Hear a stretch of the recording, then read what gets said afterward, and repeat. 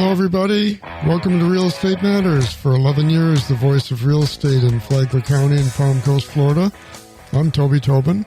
I'm the publisher of GoToby.com. I'm a licensed realtor with Landmark Group at Compass. I also participate with the Palm Coast Observer as a contributing writer. I'm in the studio with co-host Anne Maria Long. How are you, Anne Maria? I'm doing well, Toby. How are you? Good. Good, thank you. We're going to talk about, deed-restricted communities in general and senior living. But you won't be left out of the conversation. Because, oh, thank you. Because you have a multi-generational household. I do. Too, and the whole concept of aging in place and senior living facilities and optional living alternatives. It's a big deal, and it's particularly a big deal in a town like Palm Coast and Flagler County in general that have an awful lot of senior citizens, way more than even the rest of Florida. Yes, that says something. Well, let's give a shout out to our sponsors. Our prime sponsor is Veranda Bay, and Veranda Bay is a private developing community of lots and luxury homes on the Intercoastal Waterway in Flagler Beach. Well, they're not technically in Flagler Beach yet. Right. I think that's their mailing address, though. Yeah, I think so. Yeah, I think so. But they are planning to annex into Flagler Beach. And they feature custom homes by Olson Homes, AR Homes by Arthur Ruttenberg, ICI Homes, and Holbert Homes. And they just opened up a new section that has featuring homes by Toll Brothers and Dreamfinders. If you want to learn more about Veranda Bay, go to verandabay.com, and someone will tell you everything you need to know.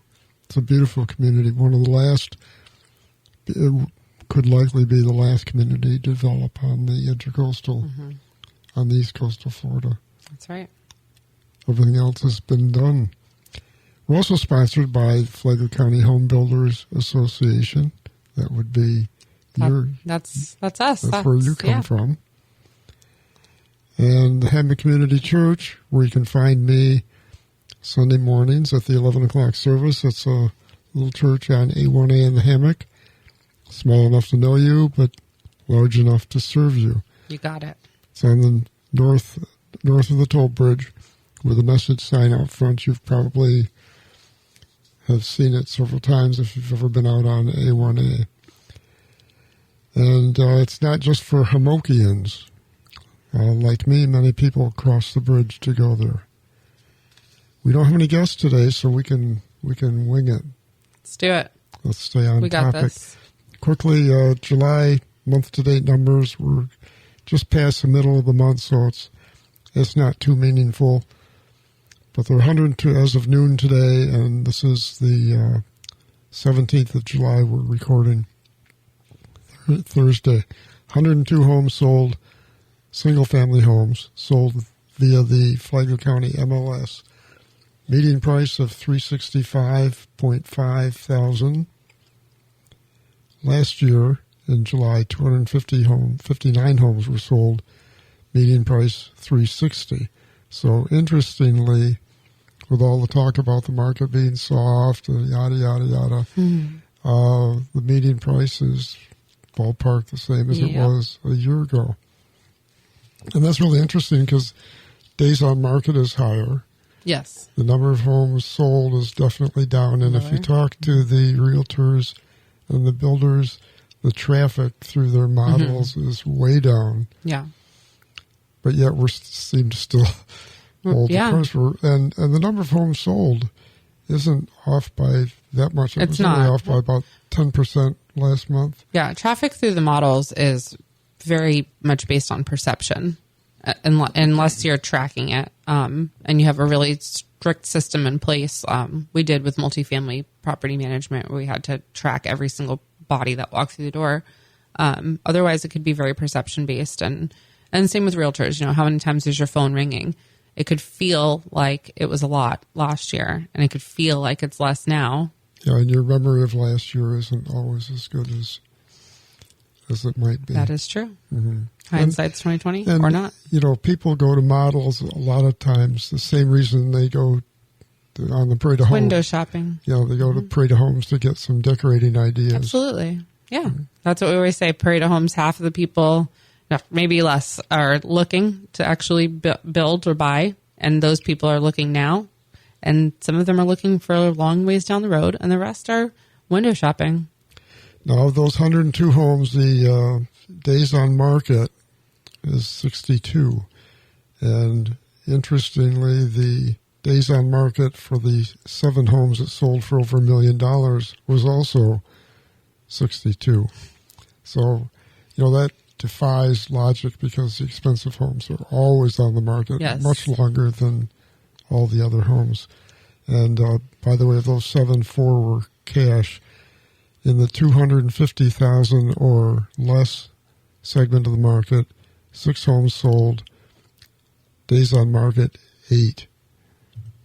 And 3 of those 6 were cash. It's getting snatched up still. Mm-hmm. Yeah, that's what this is saying is that there's a profile of buyers out there, and if you happen to be selling a home within their target market, what they're looking for, and it's priced right, it's going to go fast. It's not, I know the builders are giving away more. They're buying down mortgages. They're saying, we'll upgrade your cabinets for free, upgrade your flooring, or upgrade your landscape package. They're giving incentives, but still the end prices are holding pretty strong. The homes, number of homes listed, 1,431. That's at the current sales rate. That's 5.5 months of inventory, which is a good, healthy number. Mm-hmm. If it were 8 or 10, then we'd start to worry. Then we'd be saying saturated, yeah. Pending homes are 393 that are pending. 293 or 3? 2. 293. 293. Yeah. That's down somewhat. Now here's kind of a mirror image of last month.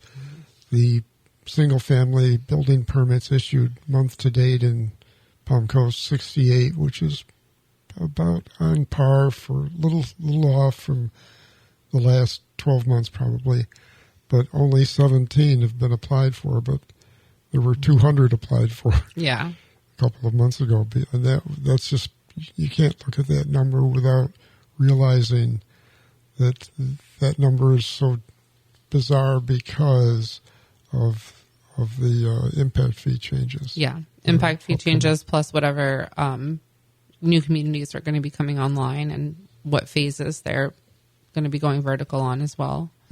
Plays into that number. Right. And, of course, a lot of the new construction is in new communities, which is true for all of Florida because it's probably true in several other states, but not all. Yeah. But what's happened in Florida compared to, say, 40 years ago or 50 years ago when Palm Coast was envisioned, and it was the largest master plan community being built in the country at the time.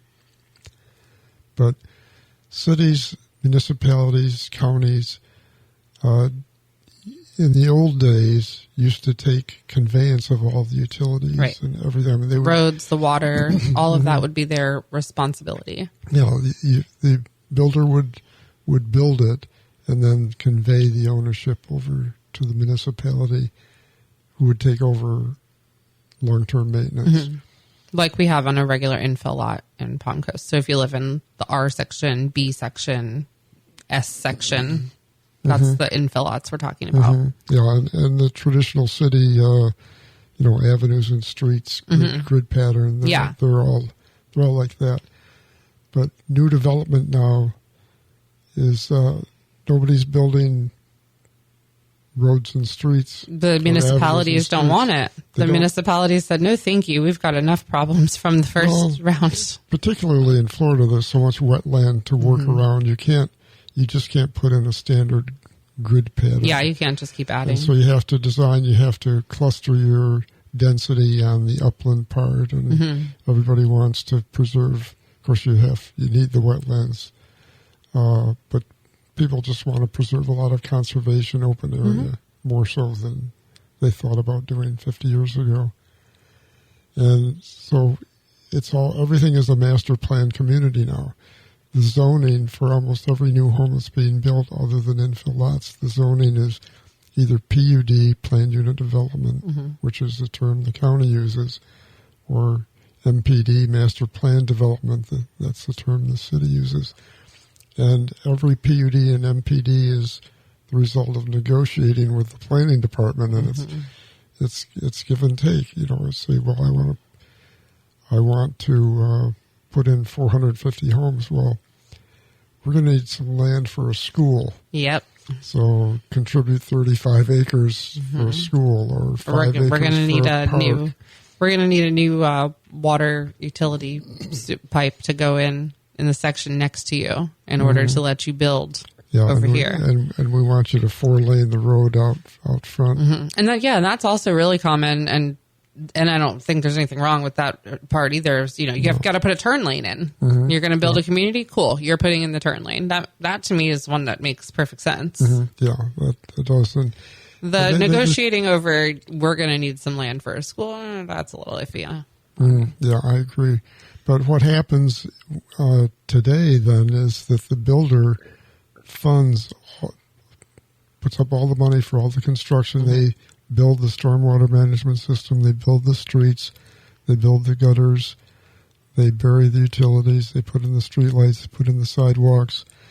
And then because that adds so much money to the base value of the lot, they can't just charge $100,000 more for the house because they got stuck paying for it. So they build amenities and fancy features at the entrance. Put in a gate. So they do all that. So what that does is it pushes up the price of all the homes. Right. And then the perceived value as well as the actual value because of those amenities. A swimming pool. Hey, if you have a community swimming pool, then maybe you don't have to put in an $80,000 swimming pool in your backyard. Yeah. Might play out well for you. And one of the things that planned communities bring is an aesthetic continuity. All of the styles are the same. The colors are coordinated. Little houses full of people. Landscaping is consistent throughout. You don't have basketball hoops in the driveway. Things like that. Well, we'll get back to this. We have to just make sure the advertisers get fed. Don't go away, folks. We'll be right back.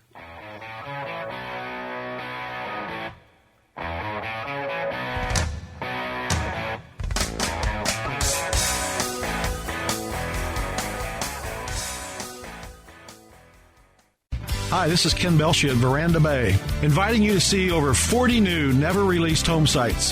Phase 1 sold out in record time, so don't miss your chance on Phase 2. All home sites have planned water access with resort-style amenities. These are big, estate-sized lots. Schedule your private showing now at verandabay.com. On the water, beyond belief, Veranda Bay.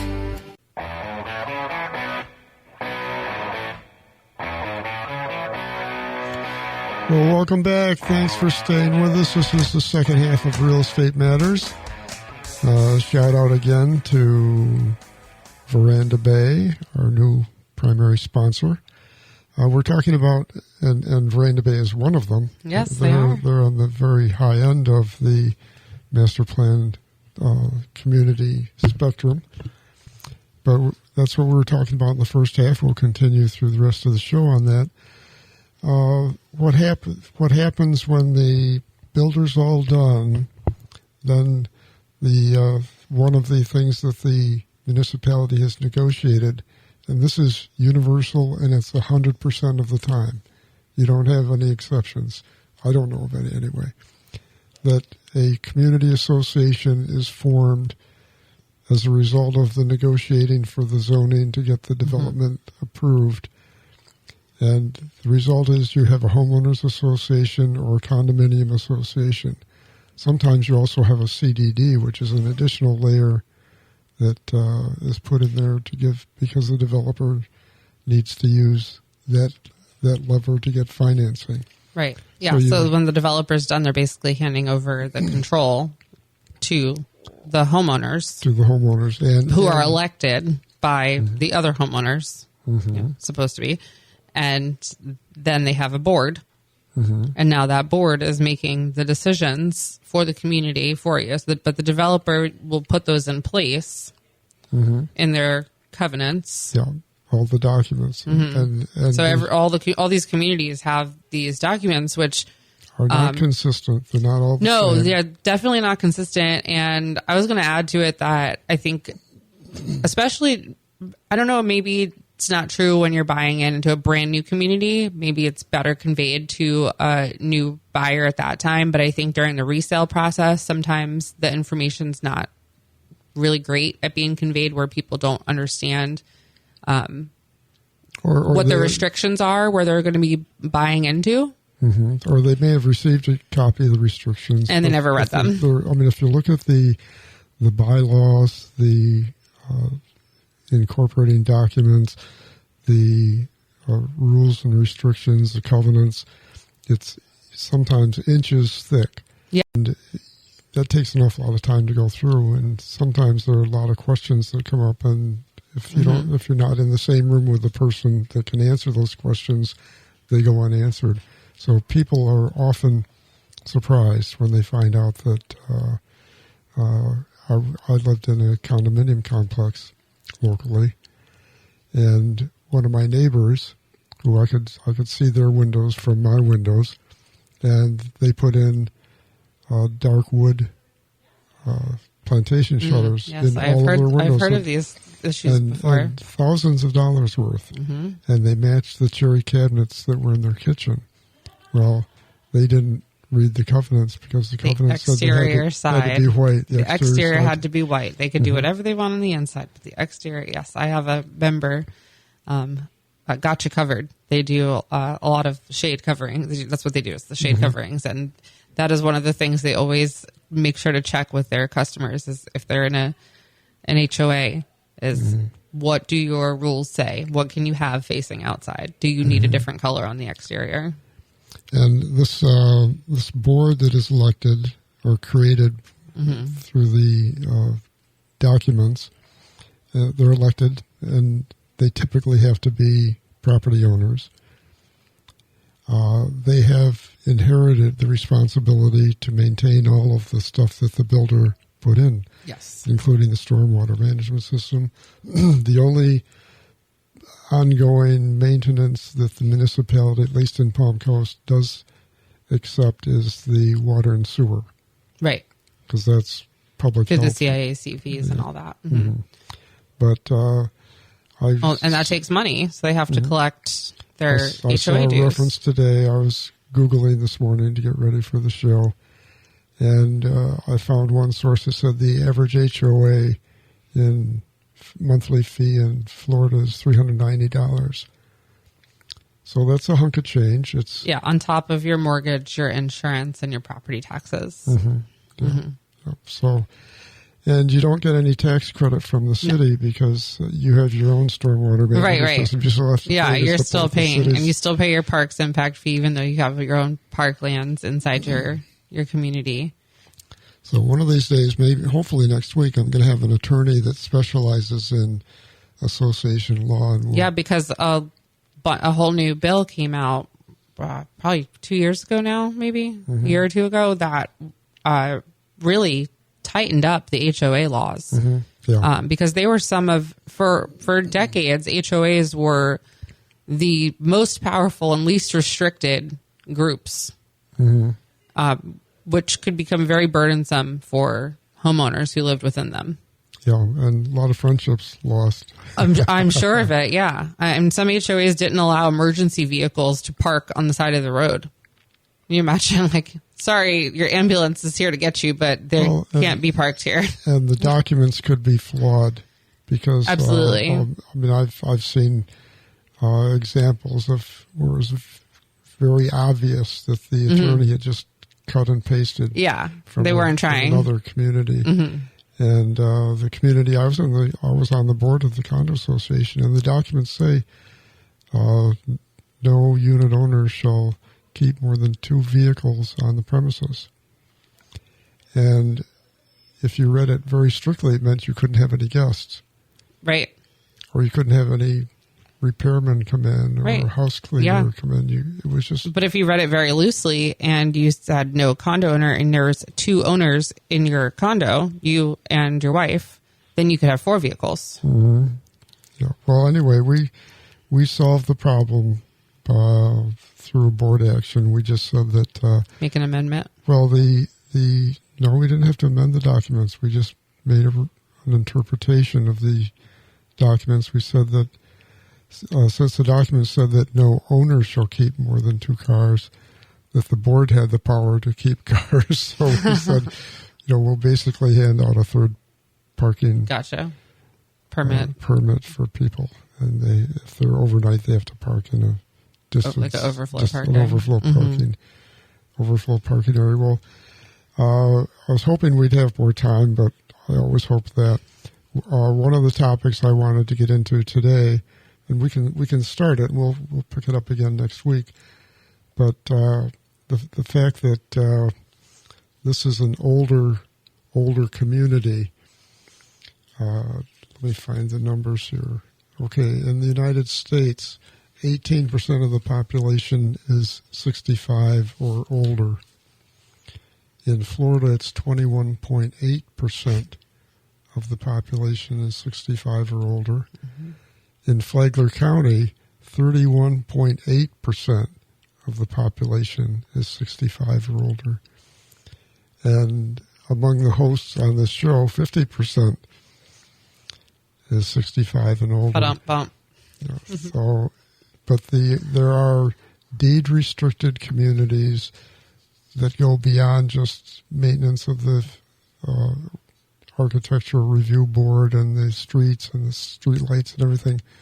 They have additional restrictions based on HOPA, which is a Florida statute, which stands for Housing for Older Persons Act.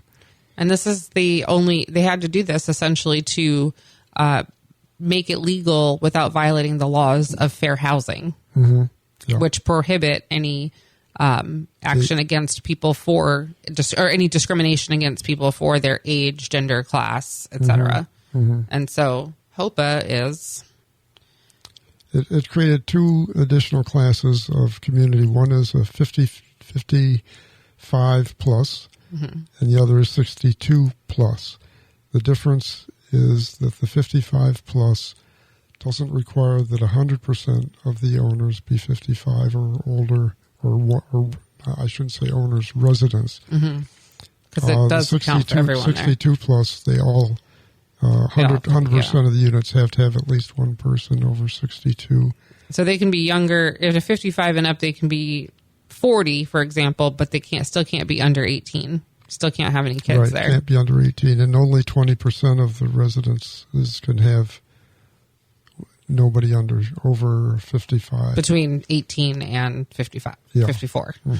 Right. You can have, most of them have provisions for guests, relatives, younger relatives, but it might be and it's individual to these, gets down into the individual document level, but they may say that you can have grandchildren that are younger, but no more than a week or no more than 2 weeks. Yeah, I've seen it.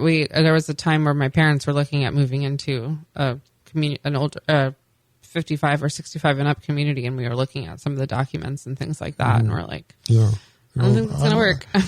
I am over 55. And 65 and 75. I'm over 80. But not over 85. But I do live in a 55 plus community. One of the other restrictions is that the restriction applies to the ownership of the home, not to who occupies the home. So, you could buy a 55 plus home and move your parents into it. You could own it That's good to know. As a 20-year-old. And then you can eventually move in there. Yeah, with your parents. Well, we're running out of time. The engineer's waving at me. Do you want to wrap it up? I would love to. Watch Real Estate Matters on YouTube or listen to us on Apple Podcasts. Go to landmarkgroupfla.com and click on Real Estate Matters Podcast in the top navigation bar, or go to the Flagler Beach TV Facebook page. Okay, very well done. You do it so much better than I do. I've been practicing. Okay, if you want to get a hold of me, call me at 369-331-7124 or email me at toby@gotoby.com. I'm Toby Tobin, and I approve this show.